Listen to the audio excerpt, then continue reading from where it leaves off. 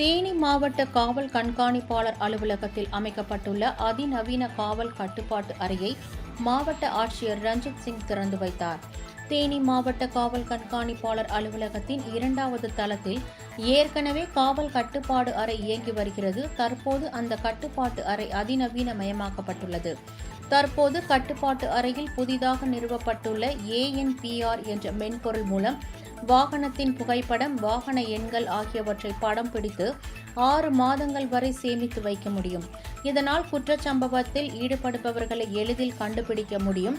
மேலும் மாவட்டத்தின் முக்கிய பகுதிகளில் உள்ள கண்காணிப்பு கேமராக்கள் மற்றும் 2 மாநில எல்லைகளான குமுளி, கம்பம்மெட்டு, போடிமெட்டு மற்றும் தேவதானப்பட்டி, ஆண்டிப்பட்டி உள்ளிட்ட பகுதிகளில் நிறுவப்பட்டுள்ள கண்காணிப்பு கேமராக்கள் இந்த கட்டுப்பாட்டு அறையுடன் இணைக்கப்பட்டுள்ளன.